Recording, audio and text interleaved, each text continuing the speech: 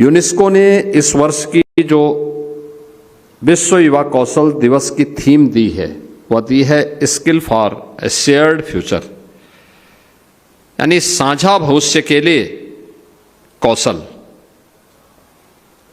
मित्रों, हम सबको याद रखना होगा कि भविष्य तभी साझा होता है जब अवसर साझा होते हैं,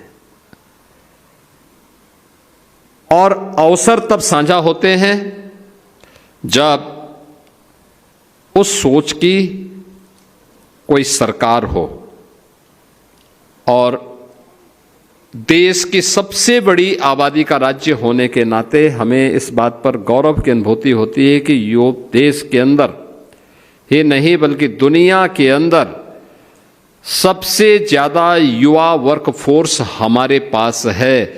और इस युवा फोर्स को अगर कोई मुझसे कहता है ये आपके लिए क्या चैलेंज नहीं है, मैं कहता हूँ नहीं, यूपी की ये उपलब्धि है कि अपनी युवा शक्ति के बल पर ये हमारी डेमोग्राफिक डिविडेंड के रूप में हम इसका उपयोग करते हैं। हाँ, इस स्केल को स्किलिंग के साथ जोड़ करके हम यूपी की इकोनॉमी को अब आगे बढ़ाने का काम कर रहे हैं और आज उसके परिणाम हम सबके सामने आए हैं। मैं आभारी हूं आज के दिन पर प्रधानमंत्री मोदी जी का, जिन्होंने देश के अंदर पहली बार 2014 में आने के बाद स्किल डेवलपमेंट का एक मंत्रालय गठित किया और राज्यों को भी स्किल डेवलपमेंट के लिए प्रेरित किया। उससे पहले लोग इसको केवल सीमित कर देते थे, एक औपचारिकता रह जाती थी। स्किल डेवलपमेंट विभाग खुलने के बाद, मंत्रालय गठित होने के बाद उसने जो प्रगति की, अभी मैं उसके कुछ आंकड़े आपके सामने प्रस्तुत करूंगा। एक, जो मैंने कहा कि साझा भविष्य तब होता है जब उस प्रकार की सरकार भी होती है, उस सोच की सरकार होती है।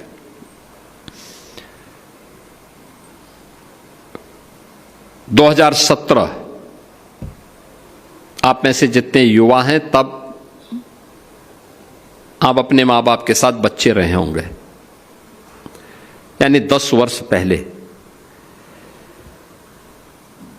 स्वाभाविक रूप से मां बाप के ऊपर पूरी तरह आश्रित, न वर्तमान की चिंता न भविष्य की चिंता। और हर मां बाप अपने बच्चे को किसी भी अपशकुन से बचाती है, लेकिन दुर्भाग्य से 2017 के पहले तत्कालीन राज्य सरकार ही प्रदेश की सबसे बड़ी अपशकुन बन चुकी थी। युवाओं के लिए शिक्षा चौपट थी, कौशल विकास की कोई व्यवस्था नहीं थी,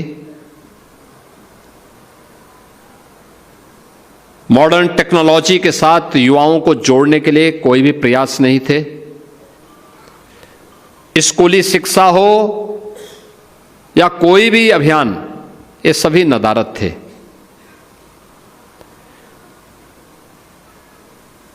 असुरक्षा का वातावरण था, न बेटी सुरक्षित थी, न व्यापारी सुरक्षित था। युवा के सामने पहचान का संकट था। अगर किसी ने कोई डिग्री ले ही ली, कहीं से कोई जा करके प्रयास करके कोई डिग्री, कोई डिप्लोमा, कोई सर्टिफिकेट प्राप्त कर भी दिया तो यूपी के अंदर तो काम नहीं था, यूपी के बाहर जाता था तो यूपी के नाम पे लोग वैसे ही चिढ़ते थे, इसलिए यूपी के बाहर कोई सम्मान भी नहीं था। ये पहचान का संकट था। सरकारी नौकरी पर एक खानदान का अधिकार था। या तो नौकरी निकलती नहीं थी, नौकरी निकल गई तो चाचा भतीजे की जोड़ी वसूली के लिए भी निकल पड़ती थी और बिना पैसे के कुछ काम होता नहीं था, न्यायालय को स्टे करना होता था।